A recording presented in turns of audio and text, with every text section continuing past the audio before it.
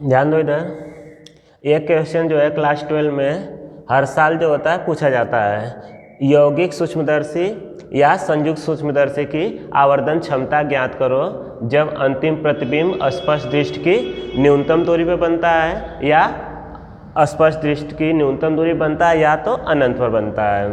तो ध्यान दो, यौगिक सूक्ष्मदर्शी या कंपाउंड माइक्रोस्कोप होता क्या है?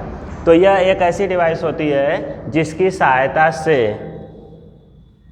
छोटी वस्तु का प्रतिबिंब जो होता है बड़ा देखा जा सकता है। यह बहुत छोटी छोटी वस्तुओं को देखने के लिए यूज किया जाता है।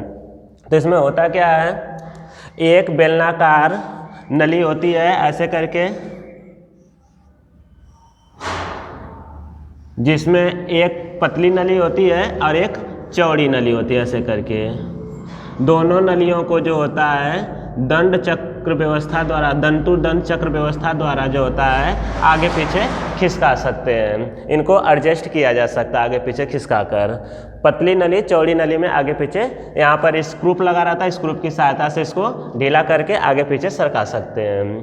तो इस नली के एक सिरे पर जो होता है कम फोकस दूरी का और छोटे द्वारक का उत्तल लेंस लगा होता है जिसे अदृश्यक लेंस कहते हैं, और चौड़ी नली में इसके दूसरे सिरे पर एक बड़े फोकस दूरी का और बड़े द्वारक का उत्तल लेंस लगा होता है जिसको नेत्रिका लेंस कहते हैं। दोनों लेंसों के बीच की दूरी जो होती है वह सूक्ष्मदर्शी की लंबाई यल के बराबर होती है। ठीक है, अब मान लीजिए जिस वस्तु को हमें देखना है उस वस्तु को अदृश्यक लेंस के सामने उसके फोकस से थोड़ा सा बाहर रखा जाता है।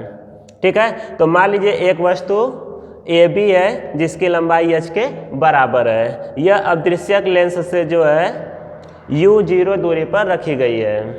तो अदृश्यक लेंस जो होता है इस वस्तु ए बी का वास्तविक वस्तु से बड़ा सीधा उल्टा प्रतिबिंब जो है लेंस के दूसरी तरफ ए डैश बी डैश बनाता है। इसकी अदृश्यक लेंस से दूरी जो है V0 के बराबर है और अदृश्यक लेंस की फोकस दूरी F0 के बराबर है। अब यह जो प्रतिबिंब बना हुआ है ए डैश बी डैश, यह प्रतिबिंब नेत्रिका लेंस के लिए आभासी वस्तु का कार्य करता है। तो नेत्रिका लेंस इस वस्तु ए डैश बी डैश का जो है प्रतिबिंब A double dash B double dash बनाता है। अब यह डिपेंड करता है कि वह ए डैश बी डैश नेत्रिका लेंस के कहाँ पर स्थित है। यदि ए डैश बी डैश नेत्रिका लेंस के फोकस या फिर डैश और ओ डैश के बीच में रहता है तो वस्तु का प्रतिबिंब जो होता है आभासी ए डैश बी डैश के रेस्पेक्ट में आभासी वस्तु से बड़ा और सीधा बनता है। तो हम जो है नेत्रिका लेंस को इस प्रकार से एडजस्ट करते हैं कि हमें प्रतिबिंब कहाँ पर बनाना है उसके हिसाब से उसको एडजस्ट किया जाता है। यदि प्रतिबिंब को स्पष्ट दृष्टि की न्यूनतम दूरी पर बनाना हो तो जो प्रतिबिंब ए डैश बी डैश बना है वो नेत्रिका लेंस के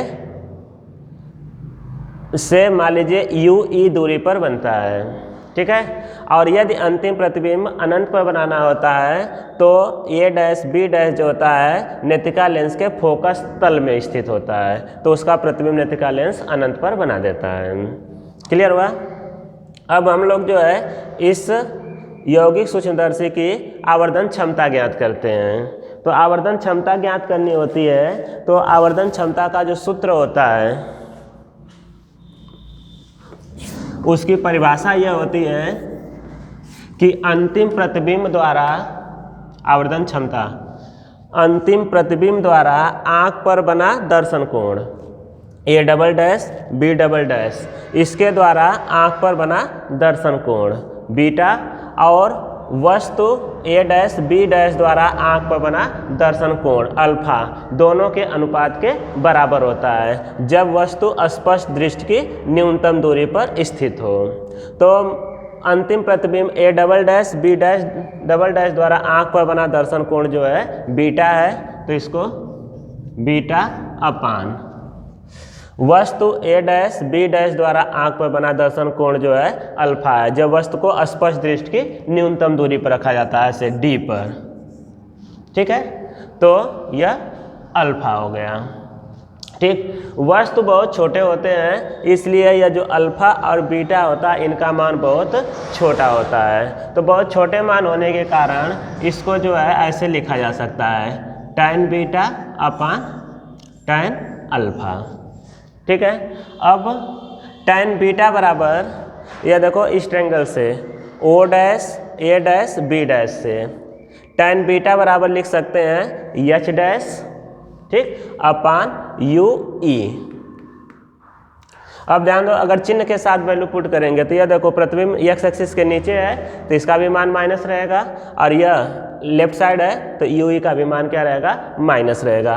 तो चिन्ह के साथ पुट कर लो तो यह हो जाएगा minus H dash upon minus you ई, और फिर होल के अपान, यह देखो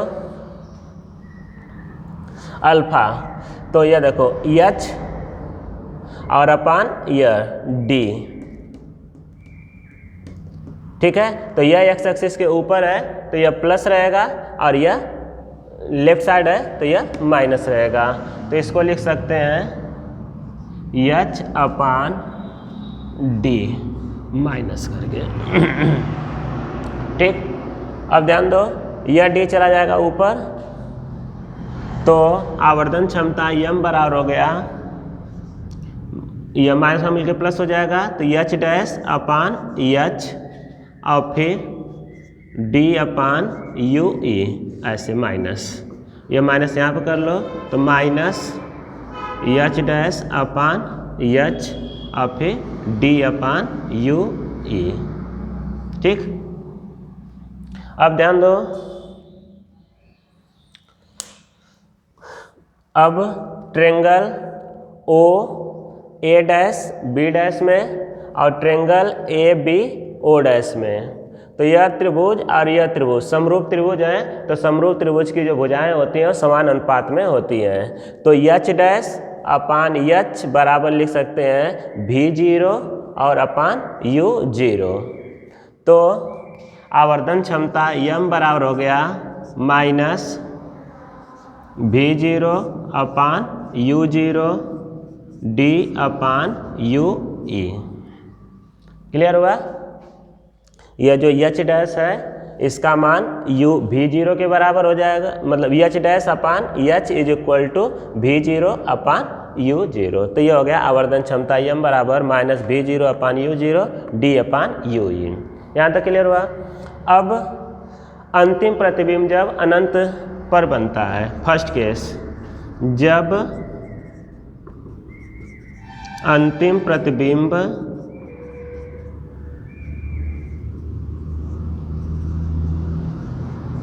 अनंत पर बनता है, तो जब अंतिम प्रतिबिंब अनंत पर बनता है तो उस केस में यह जो ए डैश बी डैश है वह एफ ई डैश पे बनेगा। तो एफ ई डैश पे बनेगा तो इस नेत्रिका लेंस द्वारा उसका प्रतिबिंब जो है अनंत पर बनाया जाएगा। तो उस केस में यह जो लाइन होती हैं काटेंगे नहीं आपस में, एक दूसरे के क्या हो जाती हैं, पैरेलल हो जाती हैं। ऐसे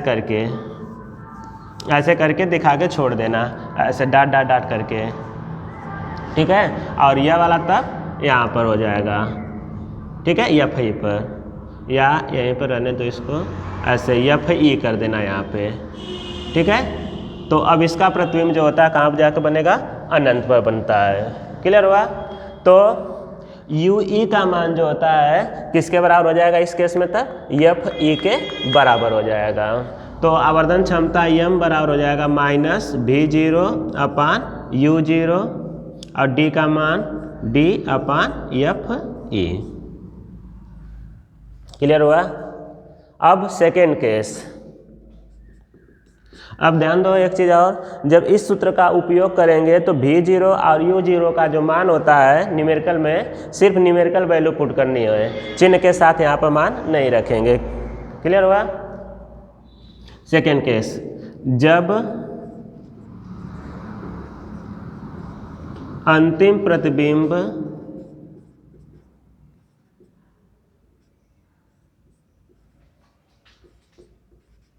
स्पष्ट दृष्टि की न्यूनतम दूरी पर बनता है।